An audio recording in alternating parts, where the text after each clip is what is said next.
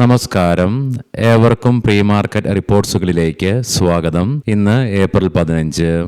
ആദ്യമായി തന്നെ ഏവർക്കും ഹൃദയം നിറഞ്ഞ വിഷുദിനാശംസകൾ. ഒത്തിരിയേറെ പേർ ഇന്ന് രാവിലെ വിഷുവിന്റെ ആഘോഷവുമായി ബന്ധപ്പെട്ടുള്ള തിരക്കിലാണെന്ന് പ്രതീക്ഷിക്കുന്നു. മാർക്കറ്റിലേക്ക് വന്നു കഴിയുമ്പോൾ തിങ്കളാഴ്ച നമ്മുടെ മാർക്കറ്റ് അടച്ചതിന് ശേഷം US ഇറാൻ സമാധാന ചർച്ചകൾക്ക് മുകളിൽ പുതുപ്രതീക്ഷ വന്നതിനെ തുടർന്ന് ഗ്ലോബൽ മാർക്കറ്റിൽ കാര്യങ്ങൾ മാറിമറിയുകയും ചെയ്തു. തൽഫലമായി ഓയിലിന്റെ വിലയിലും ഗണ്യമായ ഇടിവ് വീണ്ടും രേഖപ്പെടുത്തുകയും ചെയ്തു. അവയെക്കുറിച്ചൊക്കെ വിശദമായി തന്നെ നമുക്ക് ഈ വീഡിയോയിൽ പരിശോധിക്കാം. ഹോർമുസ് സുരക്ഷിതമാക്കുവാൻ അമേരിക്കയെ കൂടാതെ ആഗോളതലത്തില് ഒരു സഖ്യത്തിനായിട്ട് യൂറോപ്പ് പദ്ധതി ഇടുന്നു എന്നുള്ള റിപ്പോർട്ട്സ് വരുന്നുണ്ട്.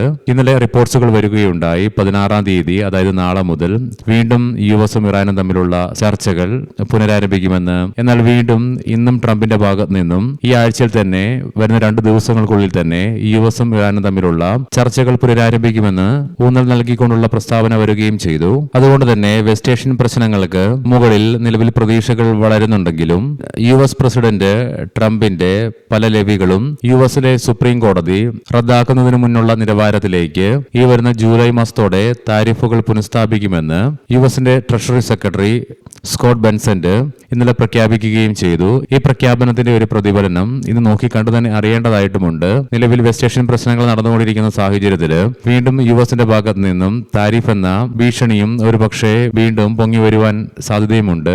ഇത്തവണയും ചർച്ചകൾ പുനരാരംഭിക്കുന്ന വേദി ഒരുപക്ഷെ പാകിസ്ഥാനായിട്ട് മാറാനുള്ള അവസരമാണ് കൂടുതലായിട്ടും നിലനിൽക്കുന്നത്. ഇതുവരെ എവിടെ വെച്ചിട്ടായിരിക്കും ചർച്ചകൾ പുനരാരംഭിക്കുന്നതെന്നുള്ള സ്ഥിരീകരണം വരികയും ചെയ്തിട്ടില്ല. ഇനി ഇന്നത്തെ നമ്മുടെ മാർക്കറ്റിലേക്ക് സ്പെസിഫിക് ആയിട്ട് വന്നു കഴിയുമ്പോൾ ഗിഫ്റ്റ് നിഫ്റ്റി ഇൻഡിക്കേറ്റ് ചെയ്യുന്നത് 1.25% ഉയർച്ച തന്നെയാണ്. ആയതിനാൽ തന്നെ 24,000 എന്ന സൈക്കോളജിക്കൽ ലെവലിന് മുകളിലായിട്ടൊരു ഓപ്പണിംഗ് ഇന്ന് മാർക്കറ്റിൽ എക്സ്പെക്ട് ചെയ്യുവാനായിട്ടും സാധിക്കും. അതുകൊണ്ട് തന്നെ ഇന്ന് നിഫ്റ്റിക്ക് 24,000 എന്ന സൈക്കോളജിക്കൽ ലെവലും തുടർന്ന് 24,100 എന്ന ലെവലിന് മുകളിലായിട്ടും ശക്തമായി നിലനിൽക്കുവാൻ സാധിക്കുകയാണെങ്കിൽ തുടർന്ന് 24,200, 24,400 എന്ന ലെവലിലേക്കുള്ള നിഫ്റ്റിയുടെ പ്രയാണം തള്ളിക്കളയാനാവുകയുമില്ല. എന്നാൽ അതേസമയം ഡൗൺ സൈഡിലേക്ക് കഴിഞ്ഞ ദിവസത്തെ ഡേ ലോയായ 23,500 എന്ന ലെവൽ സൈക്കോളജിക്കൽ മാത്രമല്ല ക്രൂഷ്യൽ സപ്പോർട്ട് ഏരിയ കൂടി തന്നെയാണ്. പ്രത്യേകം ശ്രദ്ധിക്കുക, ഇത് ട്രേഡ് റെക്കമെൻഡേഷൻ അല്ല, അനലിസ്റ്റുകളുടെയും എക്സ്പേർട്ടുകളുടെയും അഭിപ്രായങ്ങൾ മാത്രമാണ്.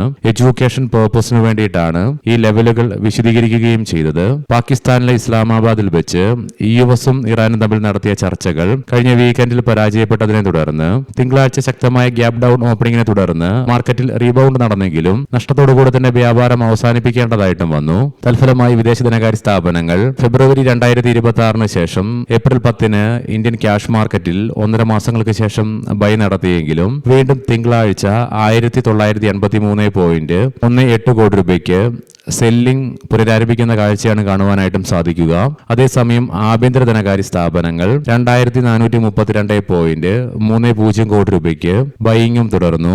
തിങ്കളാഴ്ച നമ്മുടെ മാർക്കറ്റ് അടച്ചതിന് ശേഷം വൈകുന്നേരം 4 മണിയോടുകൂടി മാർച്ച് മാസത്തെ ഇൻഫ്ലേഷൻ ഡേറ്റയുടെ റിലീസ് ഉണ്ടായിരുന്നു. ഫെബ്രുവരിയിലെ 3.21% നിന്നും മാർച്ച് മാസമായപ്പോൾ 3.4% ഉയർച്ചയാണ് ഇന്ത്യയിലെ റീറ്റെയിൽ ഇൻഫ്ലേഷനിൽ രേഖപ്പെടുത്തുകയും ചെയ്തത്.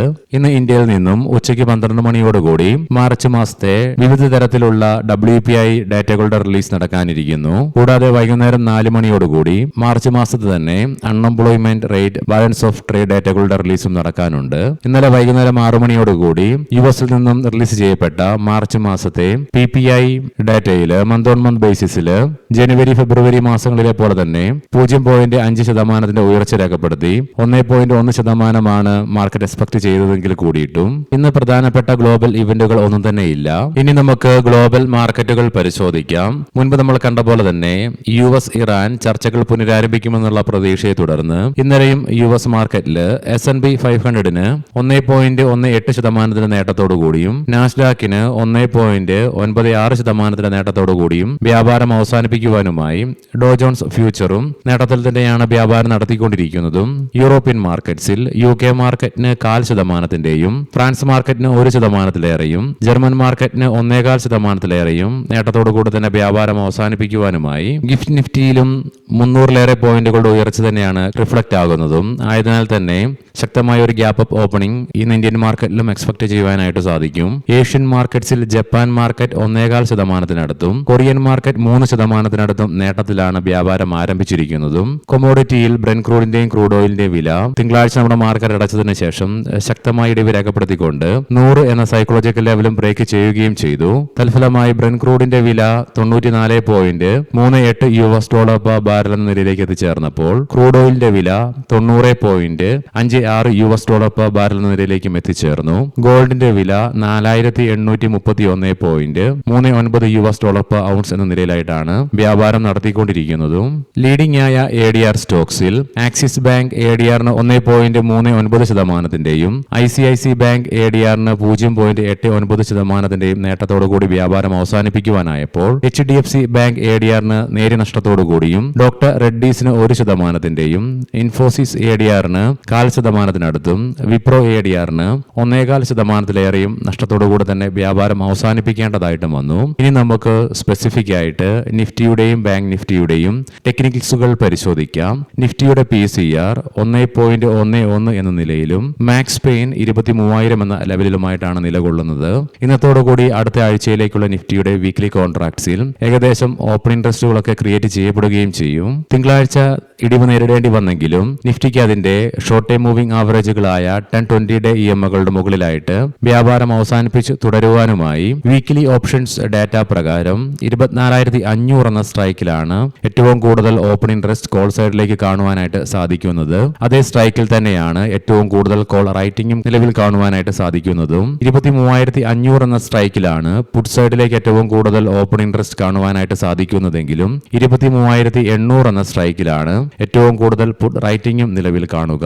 ബാങ്ക് നിഫ്റ്റിയുടെ PCR 0.92 എന്ന നിലയിലും മാക്സ് പെയിൻ 55,300 എന്ന ലെവലിലുമായിട്ട് നിലകൊള്ളുന്നു. ബാങ്ക് നിഫ്റ്റിക്ക് വെള്ളിയാഴ്ച ഇടിവ് നേരിടേണ്ടി വന്നെങ്കിലും അതിന്റെ ഷോർട്ട് ടൈം മൂവിംഗ് ആവറേജുകളുടെ മുകളിലായിട്ട് വ്യാപാരം അവസാനിപ്പിച്ച് തുടരുവാൻ നിഫ്റ്റിയുടേതുപോലെ തന്നെ സാധിക്കുകയും ചെയ്തു. മന്ത്ലി ഓപ്ഷൻസ് ഡാറ്റ പ്രകാരം 55,000 എന്ന സ്ട്രൈക്കിലാണ് കോൾ സൈഡിലേക്ക് ഏറ്റവും കൂടുതൽ ഓപ്പൺ ഇൻട്രസ്റ്റ് കാണുവാൻ സാധിക്കുന്നതെങ്കിലും 55,700 എന്ന സ്ട്രൈക്കിലാണ് ഏറ്റവും കൂടുതൽ കോൾ റൈറ്റിംഗ് നിലവിൽ കാണുന്നതും. പുട്ട് സൈഡിലേക്കും 55,000 എന്ന സ്ട്രൈക്കിലാണ് ഏറ്റവും കൂടുതൽ ഓപ്പൺ ഇൻട്രസ്റ്റ് കാണുവാനായിട്ട് സാധിക്കുന്നതെങ്കിലും 54,500 എന്ന സ്ട്രൈക്കിലാണ് ഏറ്റവും കൂടുതൽ പുട്ട് റൈറ്റിംഗ് നിലവിൽ കാണുക. ഇനി ചില പ്രധാനപ്പെട്ട ഇന്നത്തെ സ്റ്റോക്കിംഗ് ന്യൂസുകൾ പരിശോധിക്കാം. മുൻകൂട്ടി ഓർമ്മിപ്പിച്ചുകൊള്ളട്ടെ, ഇത് ഒരു ബൈ ഓർ സെൽ റെക്കമെൻഡേഷൻ അല്ല.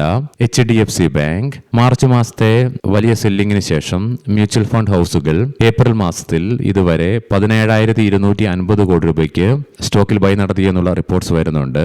Mind space REIT Chennai IT പാർക്കിന്റെ 51% വരുന്ന ഓഹരികൾ 3,000 കോടി രൂപയ്ക്ക് കമ്പനി സ്വന്തമാക്കി.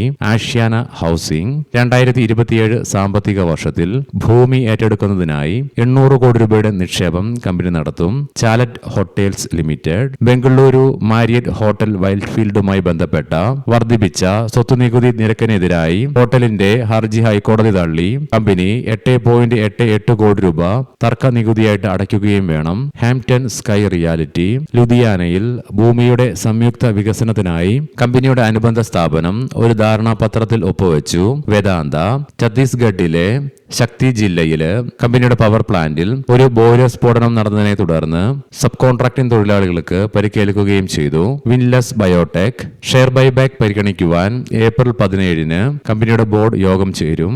നുവോക്കോ വിസ്താസ് കോർപ്പറേഷൻ ഗുജറാത്തിലെ വിരാങ്കാമിൽ ഒരു ബൾക്ക് സിമന്റ് ടെർമിനലിന് കമ്പനിയുടെ ബോർഡ് അംഗീകാരം നൽകി. പ്രതിവർഷം ഏകദേശം 1.5 ദശലക്ഷം മെട്രിക് ടൺ ശേഷിയുള്ള ടെർമിനലിനാണ് കമ്പനി പദ്ധതിയിടുന്നതും. ജസ്റ്റ് ഡയൽ കോട്ടഫോർ റിസൾട്ടില് ഇയർ ഓൺ ഇയർ ബേസിസിൽ 6.23% ഉയർച്ച നെറ്റ് റവന്യൂവിൽ രേഖപ്പെടുത്തിയെങ്കിലും പ്രോഫിറ്റ് ആഫ്റ്റർ ടാക്സിൽ 37% ഇടിവും രേഖപ്പെടുത്തി. ഒരിക്കൽ കൂടി ഏവർക്കും ഹൃദയം നിറഞ്ഞ വിഷുദിനാശംസകൾ. നല്ലൊരു ട്രേഡിംഗ് ദിനം ആശംസിക്കുന്നു. വൈകുന്നേരം പോസ്റ്റ് മാർക്കറ്റ് റിപ്പോർട്ട്സുമായി കണ്ടുമുട്ടാം. നന്ദി, നമസ്കാരം.